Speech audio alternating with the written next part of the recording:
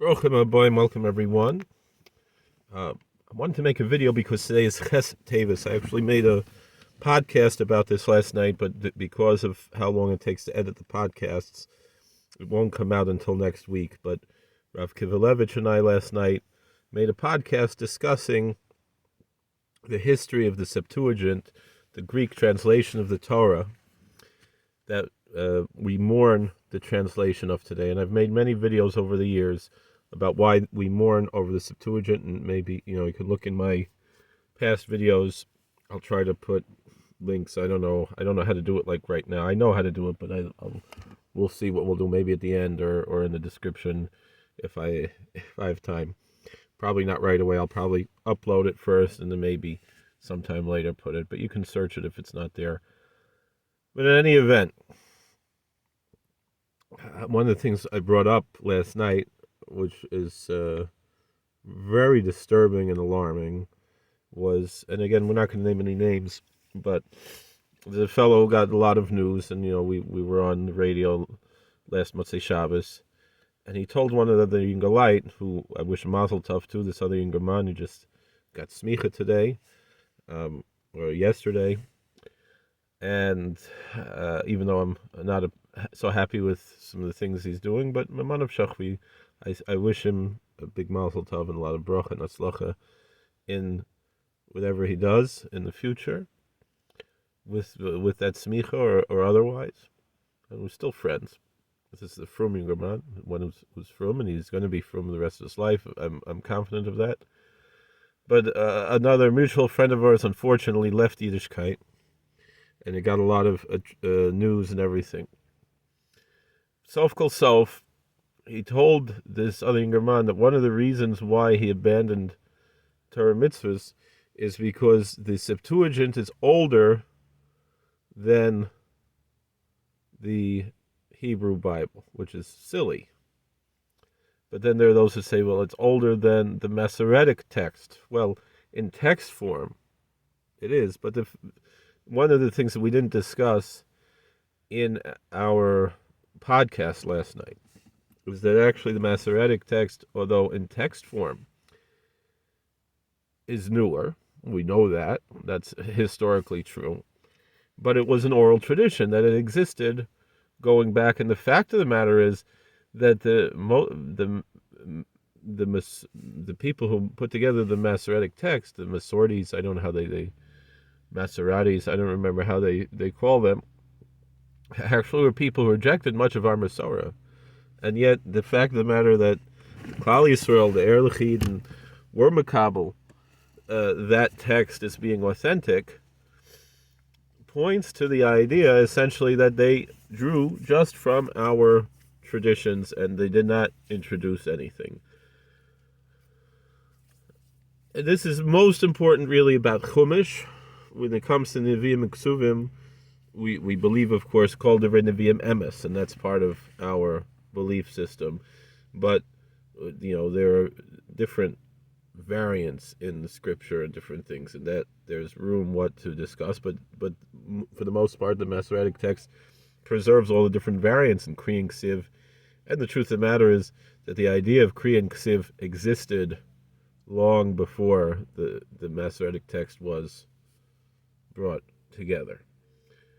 So this claim that somehow that the Septuagint is more accurate or more authentic or more original than our Hebrew Bible is just nonsense. And it really doesn't make that much of a difference anyway, because there are no major theological differences between these texts. And with that being said, also, our tradition is that only the Chumash was translated.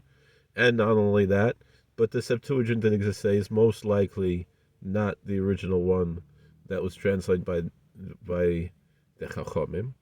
And furthermore, they translated it under duress and not willingly.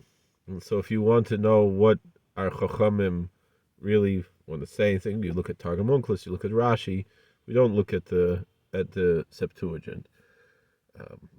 And that's really essentially the thing. And it's one of the things that I mentioned quite often, and I think it was the New York Times, someone else, or there was an article in one of the foreign blog, I think, had about a book that I saw in a library in Or Sameach in Yerushalayim, the English library in Or Sameach in Yerushalayim, was Meir Kahana's father, Rabbi Cheskel Shraga Kahana, translated the Chumash into English, but more al derech of Unklis than al derech of the Targum of Shivam, of the Septuagint.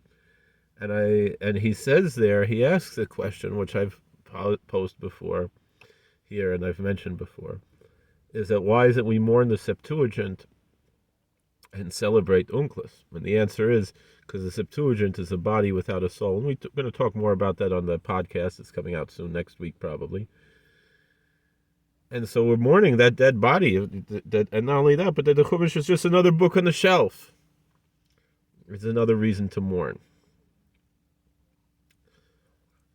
And our Torah is a living Torah. And not only, but it's a universal Torah. The Torah is for the whole world. You know, one of the fears that this younger man, the Verdarbener, said, it was mamish like Acher hu.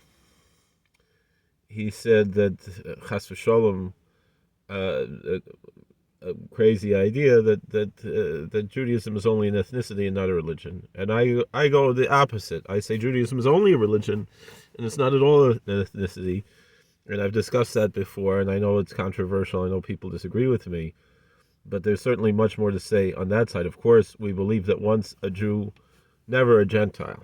I don't necessarily once a Jew, always a Jew, but once a Jew, never a Gentile. And so this younger man was for Darben Gavorn, he's still chayiv in all the mitzvahs, even though he's koifer on that. And he knows better. He learned the whole Shas.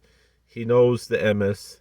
It's just that the Yetzer Hara came in and blinded him, and like it says again, just like Acher, that and just like Acher, we say Chazer Bach, Acher Chazer Bach, like Reb Meir said to Acher, and we hope he'll do tshuva, and we're davening he'll do tshuva, and our magic is stronger than his, and not only that, but all the things he said just doesn't even make sense, because how could the syncretism of everything else except for Torah mitzvahs shows that it comes from the Sitra Achra. And it's a really very horrible situation to see. To me it's heartbreaking, akin to what happened in Eretz Yisrael and Simchas Torah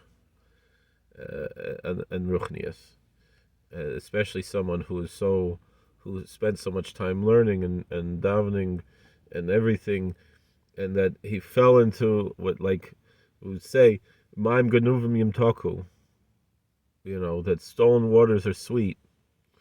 Water doesn't taste like anything, but when it's an Indian of a Nevera and a Merida of something, a Geneva, so there's a Hana that there's there. When a person commits is over in Lysinov, right? They say that he has more Hanoah than, and Chazal say like that, than someone who's doing something as a mitzvah, is the same Maisa, just who he's doing it with. So the Zalbazach, this younger man, he told me that from the Avodah Zarah he has more Hanoah than he did from davening. That's not mitzvah slav nahenas nitnu. The Torah wasn't given for Hanoah. The Torah was given because it's the emes, and the Torah is only emes when there's a synthesis of Torah Sheb'Ksav and Torah Sheb'al Peh. Now, it's not to say that there aren't influences both in Chazal and Sifrei Kabbalah that come from the same sources as other things. We know that's true. Historically, it's true, but that doesn't change anything, because as one of the Ingalite who was Makar of him and a friend of ours, he said, even if it's true, even if the Septuagint is older than the Chumash, Chas v'Sholom, it's not true. But let's say it is. It doesn't change anything for us. We're still chayiv in the mitzvahs.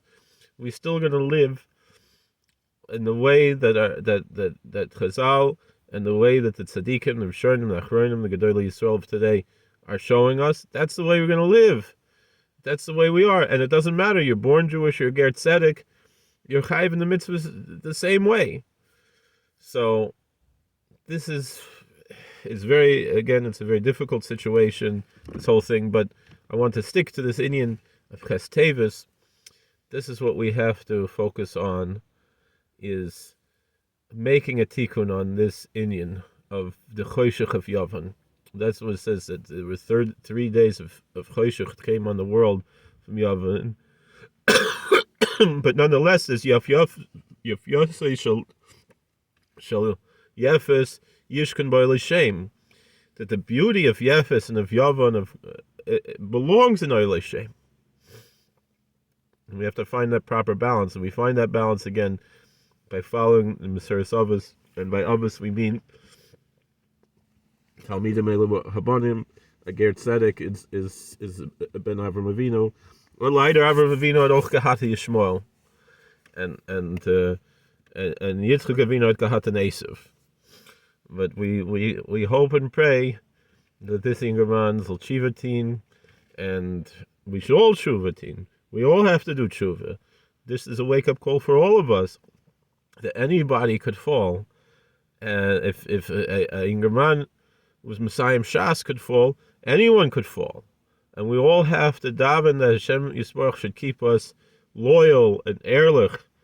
I'll tell you personally, because I work in such an environment that's contradictory to our Masarah, but that's my parnasab, and I'm doing things, kadas v'kadin. I'm not being over any halacha by what I'm doing, but it's my work. It's my, what do I what am I saying here? What do I do? What's the chizuk for me? Is that, as I say every day, bli neder the shir yichud. I have to finish it. I didn't finish it today, so I have to get back to that. But by doing that, it reminds me of the yichud of the Barei Olam, and in that way we should be zoichet to good things. But once we're talking about the Choshech of Yavan, I want to talk about my Rebbe, the Kalver Rebbe Shlita, how he